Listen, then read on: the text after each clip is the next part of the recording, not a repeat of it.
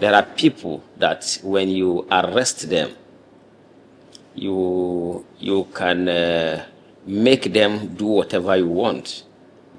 And there are some that it is not arrest. And in the case of Malam Nasir El-Rufai, arresting Malam Nasir El-Rufai will only make him to be stronger and more committed towards fighting for what he believes. Malami, yes, they will get what they want. Malami is a weak man, and that was why he did what he did. Weak men, when they have opportunity, they overstep their boundaries and they misbehave anyhow, accumulate in a way that accumulate things they don't need. And that was what exactly Malami did. Of course, there's a need for Malami to be persecuted. He's not even supposed to be living freely. Okay, why are people talking about Peter Obi?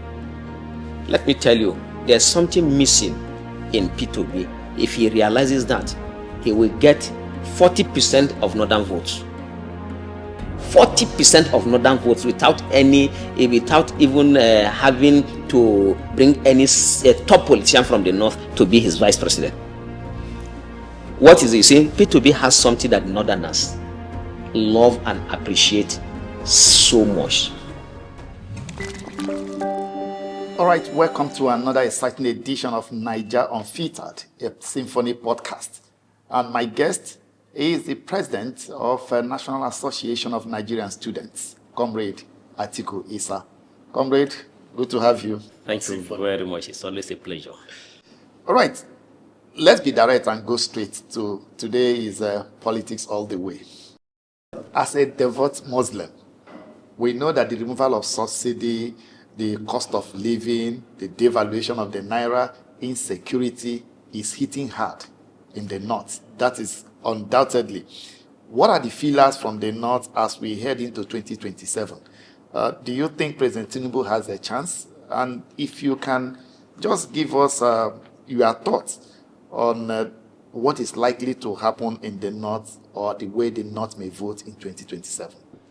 Well, there are strategies to be adopted by the president that he will still spring surprises in the north. But as it is presently, he cannot get up to 20% of the votes in all the northern states, except maybe Kano, he could get up to 20%. Then Yobe and Borno, because of the presence of Kashim Shettima, that is, if he goes along with Kashim Shettima, he will be able to get more than maybe 30-40% in those states.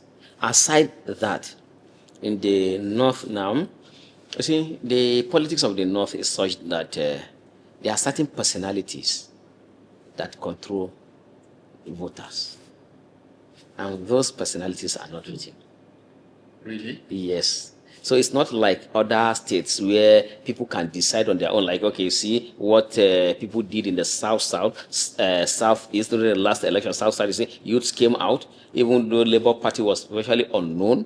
They stood in Edo State, P2B won. But in the north, it's not like that. There are some persons that can talk to people, and then the whole thing will change. These people are not with him. And some of them have lost their honor because they use the same honor which they used during the 2023 election. They abused it, and now they are not being respected again. I mean, the Islamic scholars. Islamic scholars in the north, they control voters. As in, they can come and say, okay, on a Friday, during the, say, go, we are going in this direction. And the majority will go. But as it is today, the few scholars who can talk to the people are kicking against this president. The one who is supporting President Tinubu seriously now is one of the leaders of the Izala group, Sheikh Yahya Jingir. That one is insane. Not my own words, as a madman now in the north. That this man is, because he's over 70 years, close to 80, so they see him as being senile. And as such, they don't even take him serious again, because anytime, even if he comes, he wants to lead prayer, he will say, Tinubu,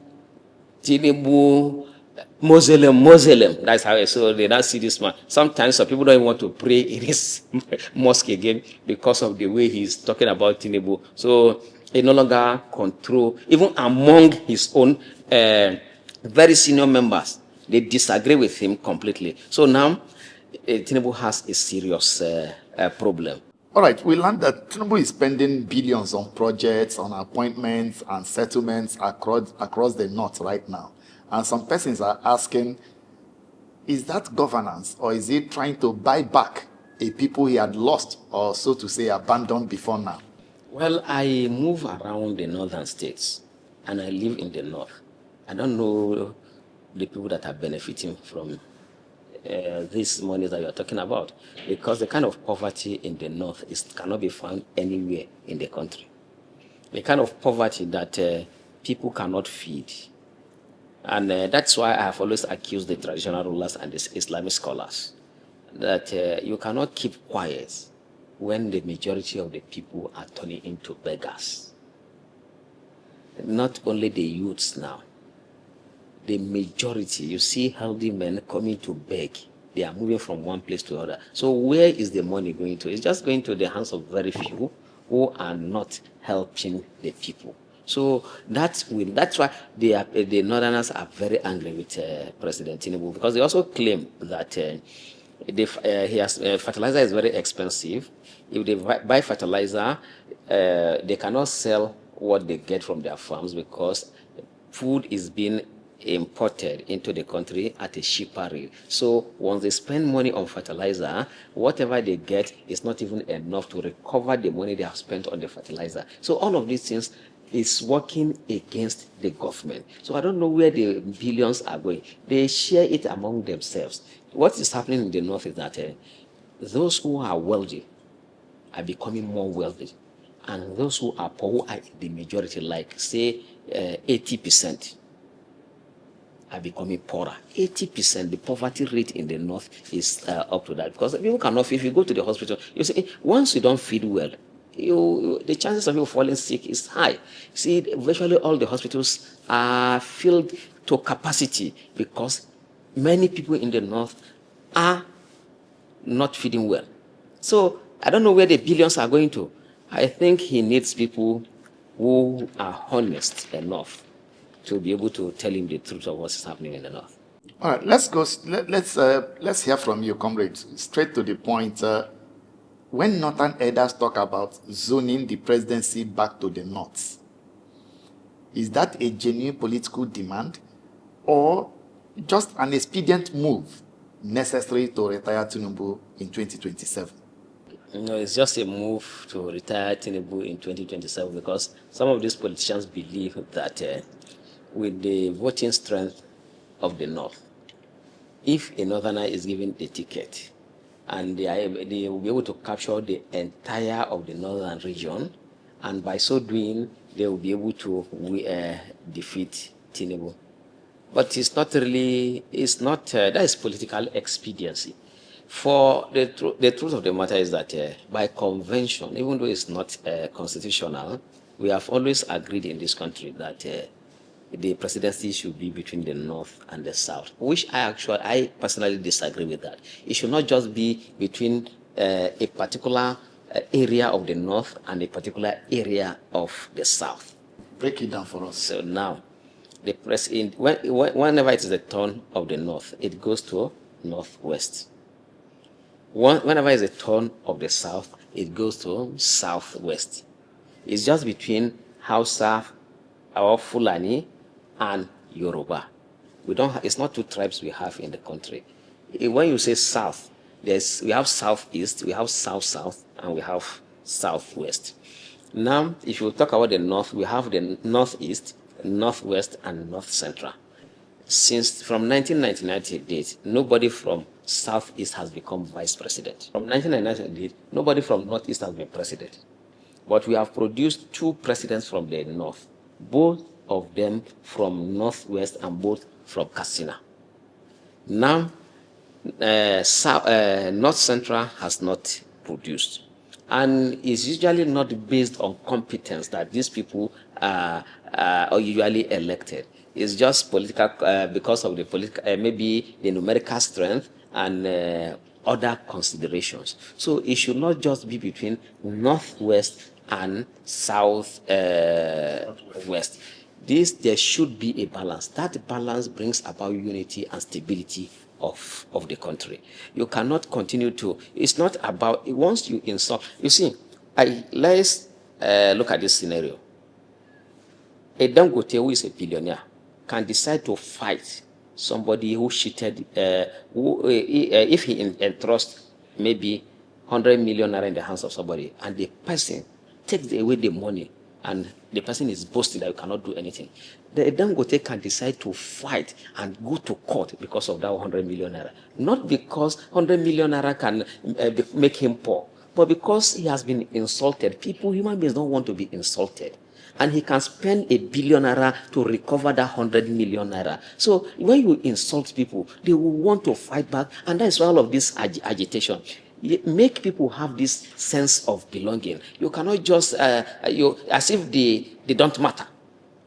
They don't matter. When you make people feel as if they don't matter, they want to fight back to show that yes, they matter. And that's why I don't subscribe to, okay, now there's nothing you will say that somebody from Southeast doesn't have, all the people from Southeast, nobody has capacity to lead. Is that what you are telling me? So, or you are telling me that somebody from North Central, nobody from North Central has capacity to lead?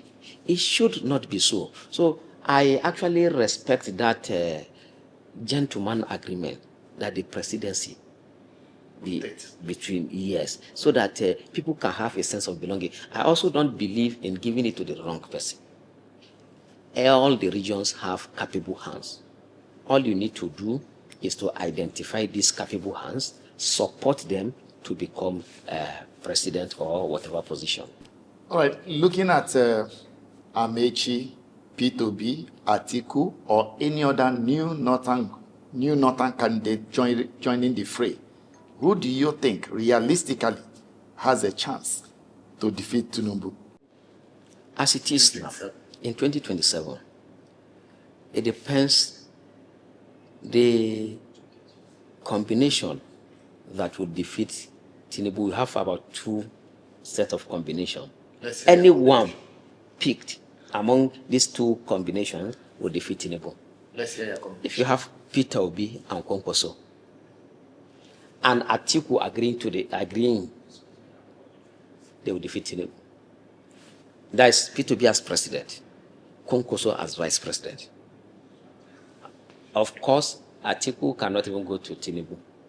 So definitely they will defeat Tinubu, because there's nothing Tinubu will be able to offer to Atiku. So now, if you have, and if there's a strategy that Tinubu will use, he will still defeat them. But that strategy seems to be unknown to Tinubu himself, because he's unaware. Because if he were to be aware, he would have even allowed them. There's no need for him to even be wasting his time or his people trying to cause confusion in ADC. Allow them. Or if you have an Atiku as president and P2B as vice president, and then a Kwankwaso to be in ADC, maybe project him to be Senate president. Because in the case of Kwankwaso, what that means is that he must contest election. He should go for Senate. If Kwankwaso is not, Atiku and Obi will not make headway. If he's not contesting any office, Atiku and Obi will have problem. And if he's contesting for president, Tinubu has won. If Kwankwaso is contesting for president, Atiku and Obi are contesting on the same ticket, Tinubu has won. But if Obi and Kwankwaso are contesting, Obi and Kwankwaso, Kwankwaso must be on the ballot, either as a candidate for the Senate or vice president. Because I know Kwankwaso very well. I have sat and discussed with Kwankwaso one-on-one more than 50 times. So I know him very well. If he's not on the ballot, forget it. They are not going anywhere. He should be a candidate either for Senate or for vice president. So that's when there will be trouble for Tinubu. So this combination, or if you have Amechi and El-Rufai, if you have Amechi and El-Rufai, P2B must not contest. You see, this thing is not that just pairing certain persons alone. If you have an Amechi and El-Rufai, P2B must not contest. If he's not contesting, then they can also win. But if he's contesting, Tinubu has won. So that's why when people are saying that, because in the north they say no, Tinubu will be defeated before afternoon, I say no, these people don't understand politics. Defeating Tinubu requires a lot of effort. It's not as easy as the Nigerians think. All right, there are whispers of mega opposition coalition being formed. And in Nigerian politics, do coalitions win elections, or they do exist just long enough to share positions and then collapse? You see, the reason why this coalition cannot even be taken seriously is because majority of them are very selfish. It is not the interest of the country. It don't mean well for the country. They are not even better than these people in government as at the moment. So they are for themselves. Okay, who are the people that you are talking about coalition? These people have been in government for a very long period of time. They have amassed wealth that they don't need. These are the people we are talking about. Okay, why are people talking about P2B? Let me tell you, there's something missing in P2B. If he realizes that, he will get 40% of northern votes. 40% of northern votes without even having to bring any top politician from the north to be his vice president. What is it? You see, P2B has something that northerners love and appreciate so much. His frugality. Northerners appreciate that. But there's something missing in P2B. What is that? What is missing is that he has not been able to identify the right people and for the ordinary northerners to know who he is. That is what northerners respect. That is what they appreciate. And P2B has it as if he's a northerner, as if he was brought up in the north. You see, once you look at northern politicians, even look at people like Dangote. Dangote can go to the house of ordinary person, he will sit down as if he's a nobody. P2B carries himself as if he's a nobody. Northerners like that, they appreciate that, but because the majority of northerners, the poor ones are illiterate. They don't know who is P2B. It is the information that they are being fed. They are being misled by those who don't want the ordinary northerners to really appreciate who P2B is. If not, that is the kind of politician they want. It's not flamboyant. And that is what, you see, why do some majority of the youths, especially in Kano and some northern states, appreciate Kwankwaso? Because he's down. He moves with the ordinary people. Kwankwaso can go to the house of a very wretched person, maybe to greet after, maybe to sympathize or to condole. They appreciate that. And when going, he sits within their midst. The P2B that I have been saying, that's how he carries himself. Simple. Once you are simple, they love you. But P2B has not been able to identify with the ordinary people because he doesn't know them. That's just what is lacking. They don't know who he is. Once the day they know who he is, he will realize that he will have his support base will be in the north. Yes, the religion plays vital role. But what is most important is that let them know who you are. But they don't know who P2B is, except only the educated ones. There's it's now a vice chancellor who has always been talking about, no, what we need is P2B and Kwankwaso. Since 2020, that was what he was telling me. Why? Because he is educated. And this is a northerner that is talking about that. As at that time, I met him at the residence of Kwankwaso. He was telling me that, how do we do to convince Kwankwaso to be vice president to Peter Obi? Because he understands the kind of person that P2B is. That's what P2B needs to work on, so that the ordinary northerners will know. So they have sold this script to them that as if P2B comes, he's going to bring back Biafra. So that's what these very corrupt politicians do in the north. So they block the ordinary masses so that they don't understand what they say. They'll not say, oh, now I heard some say something that made me to laugh. They said, are you going to support P2B? P2B that killed Sardauna. And I laughed. How old is P2B? Was it P2B that killed Sardauna? So things like that. But he doesn't know the kind of information that is flying there. I said, no, So the person told me, I said, but you must be very foolish. I don't even understand how I called his university, gave you certificate. How can this be? How can you be this foolish and you have a degree? That Peter Obi killed Sardauna. How old was he during the war? Okay, let's even assume it was Peter Obi's father that killed Sardauna. You cannot accuse Peter Obi because his father even killed Sardauna. So you don't do that. You treat people the way they are. You don't just have. So these are the kind of things that Peter Obi needs to work on. They don't want, because they know that when you look at his lifestyle, his lifestyle is the lifestyle of the kind of a leader we need in the country now. Because Nigerian leaders are very extravagant. That extravagance has led us to where we are now. He is a frugal person. That is his lifestyle. And frugality is what is needed in governance today. So that makes P2B to fit into Nigerian leadership. But you cannot get, no matter how good you are, if you are not voted, people will only continue to praise you on the road. There won't be any impact. So what do? You need to identify those things you need to work on. So let's look at if the North produces a consensus candidate, presidential candidate for 2027.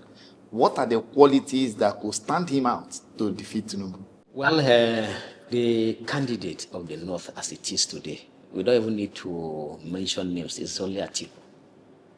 It's only Atiku Abubakar, the former vice president, that has the clout as it is today to be able to challenge Tinubu. Remove Atiku, the other person would have been El-Rufai, and El-Rufai that I know will not contest. So since he's not contesting, there's nobody in the North that will challenge Tinubu. And with the body language of Senator Rabiu Musa Kwankwaso is not contesting the presidency. So now Kwankwaso would have been another person. So it's only Atiku. And once Atiku gets the ticket, except certain information gets outside and certain strategies used, Tinubu will have serious problem, because Atiku will get in most of the northern states. He will get at least 70% of the votes cast. What he needs to even work on is for people to come out en masse. And once Kwankwaso is in the same party with him, in Kano, they can get close to 2 million votes. And 2 million votes, how many states will you win before you're able to get 2 million votes in Kano?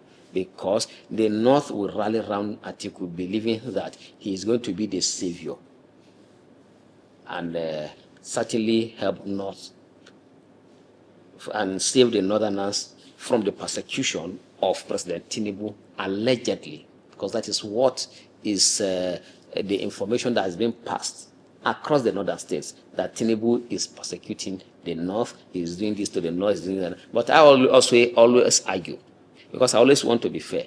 You should be fair to people. Just treat people equally, and you will have peace. But how can you begin to discriminate about this as this? So all of this, that's why I always emphasize, for peace, for us to have peace in this country, educate Nigerians, especially the other part of the country, because that illiteracy is what is causing confusion everywhere. That's why we are having what we are having as of today. So nobody can say with certainty. INEC conducted the 2023 elections, and of course, as a Nigerians saw what they saw with the conduct of that election. Without electoral reform, like as Nigerians have been pushing for it, do you think that this 2027 election is already decided, even before casting a single vote? Well, the majority of Nigerians believe that it is already decided. But if Nigerians can stand up, they won't be able to have their ways. How do you mean stand up? Stand up. When you vote, you defend your vote. Ensure that the vote cast is recorded. And with social media now, send it all over social media. You don't even need to, even if they will not transmit it in real time, send it over social media. So, and they cannot go on and change figures like that. That's why to win election in Nigeria, it's more about strategy and the caliber of people in the political party. That you are being loved by ordinary Nigerians cannot make you win election. And that's why incumbency is a factor that will always help. But because if you are incumbent, the only thing that will make you to be defeated is if the majority, not just being against AU, they have to be united and strong in their opposition. If they are not united and strong in their opposition, the incumbent will always have their way. They have to be united and strong and say, okay, when they vote, they have to defend, remain firm and committed. And it is lacking in majority of Nigerians. They just want the easy way out. Like in FCT, when Peter Obi won, the information we got in 2023, when people voted, they remained there. They ensured that the votes were counted and were recorded as they voted. So you don't have to give up. It's not, institutions are weak in this country. We only have strong men. We don't have strong institutions. The people decide what happens. So if the ordinary masses will be resolute, that's the only way. If not, if there's no electoral reform, it's going to be very, very difficult. And another big challenge is that majority of Nigerians, especially those that are in charge in the conduct of our election, are very corrupt. And the corruption is understandable. You bring a PhD holder, a professor, who receives less than 500,000 naira as a salary. On a single day, 100 million naira that he has never seen in his life. Even the 100 million naira, maybe that belong to another person, he has not seen. Now he's been offered the money he has not seen with somebody. He only heard that some people have 100 million naira. He read in the book that there are people who have 100 million naira he has never seen in his life. That 100 million naira is being handed over to him, and he's being promised again. So what do you expect? Only very few people will be able to resist that kind of temptation. Yeah, the likes of Nenoti. What is happening to Malam El-Rufai and Malami, former Attorney General of the Federation? Do you see it as justice, or do you consider it a political persecution by the present administration? Yes, it is seen by most Nigerians as political persecution, and the current leadership has clearly made it so, because these are the two shining lights of the ADC as a political party. I think while that of Malami might be seen as being necessary, that of Malam Nasir El-Rufai is unnecessary for him to have been arrested and being molested the way they are going about it. Because I was in Kaduna yesterday, I saw economic activities was completely paralyzed as a result of his court appearance. That was unnecessary because of just one man, and it will not achieve the aim. I think they made a very big mistake. You see, there's a need for people, for them to engage the services of psychologists. There are people that when you arrest them, you can make them do whatever you want. And there are some that it is not arrest. And in the case of Malam Nasir El-Rufai, arresting Malam Nasir El-Rufai will only make him to be stronger and more committed towards fighting for what he believes. But for Malami is not. You see, you have to understand the people. El-Rufai's case, there's a different thing that should have been done to him. You will render him useless. But arresting him, you make him stronger. Malami, yes, they will get what they want. Malami is a weak man. And that was why he did what he did. Weak men, when they have opportunity, they overstep their boundaries, and they misbehave anyhow, accumulate in a way that accumulate things they don't need. And that was what exactly Malami did. Of course, there's a need for Malami to be persecuted. He's not even supposed to be living freely. Executed or prosecuted? Prosecuted, thank you. Prosecuted. He's not supposed to be living freely because he abused the law very well. So far more. But in the case of El-Rufai, it's a totally different thing. So there are two different people. And El-Rufai, if he is being prosecuted, no, he is being persecuted now, and why Malami is being prosecuted? Because you know, all the charges, I read the 10 charges. There's no substance, there was no substance in everything that was brought against Malami El-Rufai. But in the case of Malami, see the property scattered all over the world. See the properties. What will a single human being do with all these properties? He doesn't need it, and such people should not be allowed like that. So, but what is the intention behind it? It's because if he had remained in APC, he would not be facing this. So, El-Rufai, for example, you see, politics, strategy, especially in this part of the world, can make you win election, even when people don't really like you. If you pick Kwankwaso, you destabilize completely the ADC. There are people that once you arrest them, you get what you want.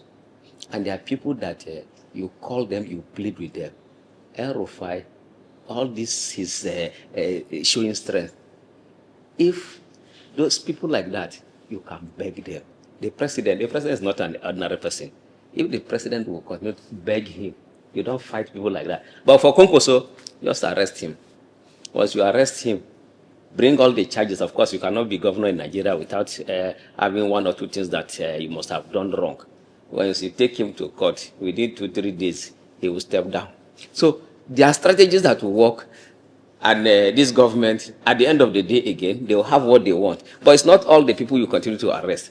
Okay, now, as ordinary as I am, if you arrest me, you are wasting your time. As at the time, on the day those boys went to molest me and beat me, I knew they were around. I saw them, and I knew they were going to do what they did. But after calculating what I intend to achieve and the loss I will encounter, that they will injure you, do all of these things. I say, okay, let me continue. If you arrest me, I feel happy while in detention, because it's that kind of life I like, I enjoy living. So now, what will you achieve if you arrest me? So El-Rufai is like that. Does El-Rufai deserve sympathy? He was part of this government, or he's among those that made this government, and he spoke glowingly of this government until now. Do you think he deserves sympathy? From Nigerians, he does not deserve sympathy. That's the truth of the matter. But for those of us who know him and the role he played for this government and the emergence of his successor, Obasani, you will have to pity him. He suffered. Before he was elected as governor, some few days before he became governor, I was in his house. He came. I was with his son. When he came, he was so tired and he needed to leave for Abuja again. I saw the way he was suffering. It was the same thing he did for Obasani to become governor. But look at how Obasani is paying him based on that. But for what he did as governor and the way he carried out governance, he does not, and the way he supported President Tinubu, saying good things that Tinubu, he stood firm. He doesn't deserve. But when you look at, on the other hand, that the kind of betrayal he has faced from close friends is the reason why I say, no, he doesn't deserve that. Because close friends that he sacrificed virtually everything for them, especially the governor of Kaduna State.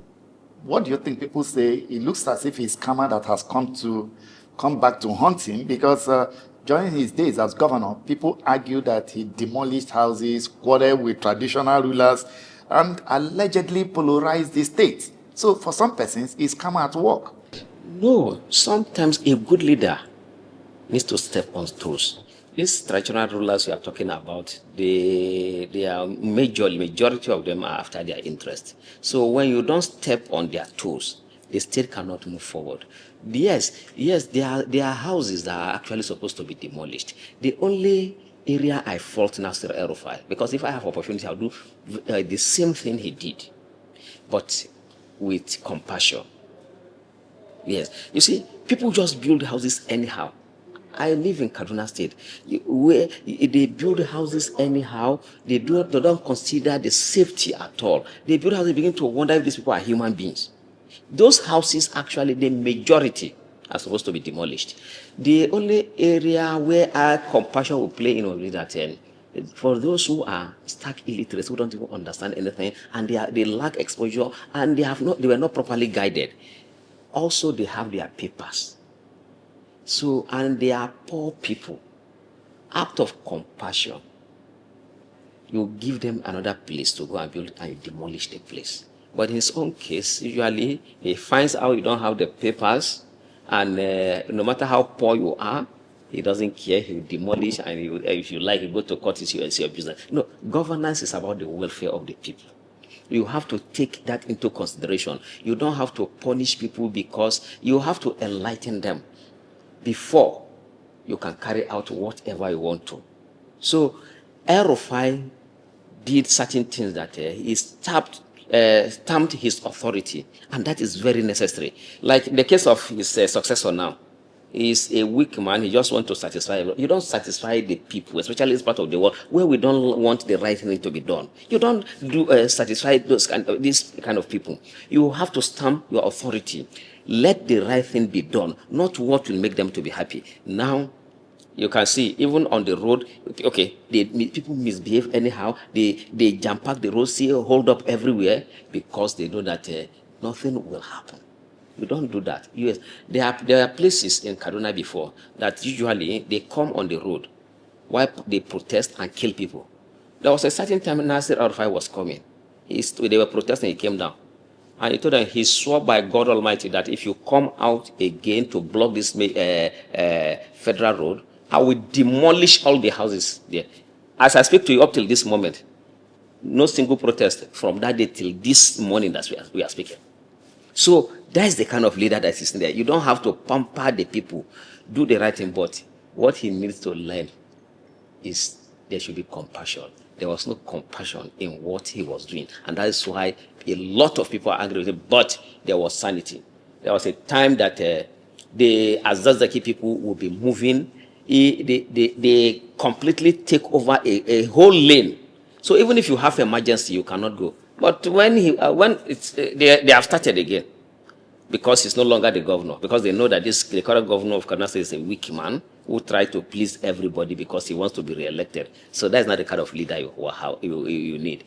El-Rufai, with all his flaws, I will choose El-Rufai 1,000 times over Obasani. Now, if you say governance is all about the welfare of the people, and you've defended some of the actions of El-Rufai to be firm and all of that, can you also praise and defend Tinubu for some of his actions, which they say is also in the interest of Nigerians? No, you see, it is, in the case of Tinubu, his handlers are the ones saying it is in the interest of Nigerians. But we Nigerians are not, we are not feeling okay. There's nothing we are enjoying in this government. For example, if he had removed, just like he removed subsidy, and then he tells us that, okay, you need to make sacrifice, and we see that the health system is working, quality education in the country, security for lives and properties. Even if we start paying 3,000 naira per liter, I'll say, yes, we are making sacrifice. At least the result is there to show for it, that our younger ones can go to school, maybe the primary, secondary school for free, quality education, and they are being fed even in school. You see, like, millions of boys and girls are roaming the streets in the north. They are begging, and nobody sees that as anything. So if, for example, after removing a fuel subsidy, we see these boys across the country are back to school, safety for lives and properties, we say, yes, it is worth it. But now the government is borrowing. Subsidy has been removed. So of what use is the removal of the subsidy? So it would be better the subsidy is paid so that we buy fuel at subsidized rate.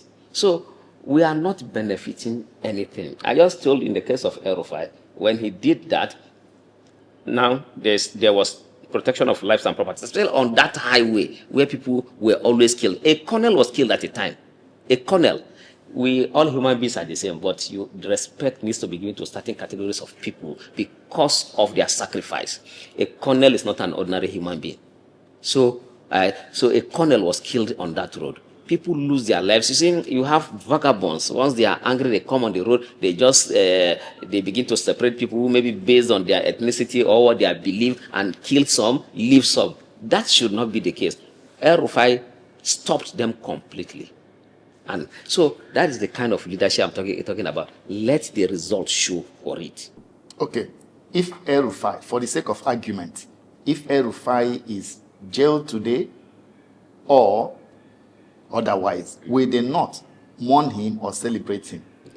I was in Kaduna yesterday in the morning to see for myself. They are making El-Rufai more popular. And as it is now, he seems to be the leader of the North after the demise of Buhari now. And that is what this government is succeeded in making Nasir El-Rufai. Of course, I know El-Rufai. I know his family very well. His son in the House of Reps is my friend. I know them. That boy will never mobilize people to come, give people money to come out. I know him. He won't give money. So now those people came out. The whole of that premises, they were chanting, say Mala, say Malam, and that they say, God will bring you out. You are making him more popular. So now they will mourn him, and it's going to be almost impossible to even jail him because they have not tidied their work very well. So it's almost impossible to jail him. The best would be for them to quickly release him. But for Malami... Let's go to Malami since you want to talk about Malami. Yes. Under Malami, you know, then EFCC was also under his watch. And major cases against former President Buhari's allies, they were either dropped or stalled and so on. And there were people allegations of court cases, court orders not being respected under him. But now he is even crying over the interim forfeiture of his house that the EFCC undertook yesterday. So what's your opinion on Malami and his trial? You see, weak men, when they have opportunity, when they are given power, they abuse power. And when they are out of power, very little thing which is done to them, they did worse, they begin to cry. He's not talking about law that you don't believe in, law that you abused. Court orders were nothing to, court pronouncements were nothing to Malami when he was AGF. Now he's talking about yesterday, or when there were some security men, he was asking them, where is your court order? Where is your court order? Do you believe in the court? He never believed in the court. Judgments will be given, he will not obey. And he was the one advising Mr. President. Persons were kept in detention illegally. At that time, he felt that he was using a small boy called Bawa. That one that stole a lot of money. I don't even know why he's not in prison. That's an allegation. Yes, that boy, if you know what the kind of the lifestyle he's living. There was a time as EFCC chairman, he went to Saudi Arabia for lesser Hajj. You know these thieves, when they steal, they go to Saudi Arabia and then believing that when they steal and they go to God, Saudi Arabia, their sins will be erased. When you look at it logically, what kind of God are you worshiping? A God that will forgive, that you steal and you come to him when the stolen properties have not been returned, and then he forgives you? What kind of God is that? That's something you have to question that God. They go to the park, the impoverished people go to. He was living in one of the most expensive hotels at that time. How much is his salary? So there are some things that can be implied. If you see me now with 100 million naira, where will I get 100 million naira from? So it can imply that I'm a criminal, except if I'm able to prove how I'm able to get the 100 million naira. So by implication of his lifestyle, he is a criminal. So I don't know why he's even outside. Malami was using that boy to terrorize people.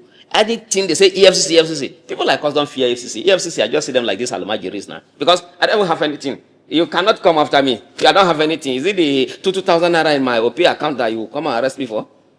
So how can I be afraid of EFCC? So, but for these people, he was using EFCC to terrorize people. You see, I'm very close to highly placed politicians. People were meeting the boy's father to plead with him to talk to his son so that certain things, those who have committed crimes, they are not arrested. Or some people were using emirs to meet to talk to Malami. So it was not that it was based on law. It was just how whoever they want to arrest, they can arrest, especially because, you know, most of these politicians are actually, they have cases to answer. So if you are in their good book, they leave you. If you are not, they arrest you and then they humiliate you. That was the... So if you look at it logically, I think Malami should face the same thing he did to people. Now we are saying that the law should even be set aside, the way he set the law aside, so that they deal with him like that. But others that will come will know that if you abuse power, yes, once you leave office, you will face the consequence. You see what these leaders, especially from the northern part of the country, have done to the people, to our people. They try to make them not to understand the real issues. They are happy that majority are illiterates. You know, when people are illiterates, you can always use them. So now, they say, oh, Malami is being prosecuted or persecuted because he's a northerner. It has nothing to do like that. It has nothing to, it's not being because he's a northerner. What he did as AGF was very wrong, and he deserved to be prosecuted. So the people now, these hungry people, the same man you are, when he was released, see the crowd that gathered to receive him. This is the man that has made life very difficult for you. You are coming to rejoice with him because he has been released. Why? Because they have been able to brainwash these people. And these people can no longer think very well for themselves. They have been impoverished. So when he comes, when I saw him having dinner with people with the stolen wealth, that is the situation. So we need to, I have always told this president that what you need to do is to see that the Nigerians are educated. This issue of tribalism and all of these sentiments will be reduced. You cannot come to tell me now that this person, because he's from this part of the world, you don't have to deal. I deal with people based on the content of their character. You can, you see, if I were to be born in Enugu, the chances of me being a Christian there would have been high.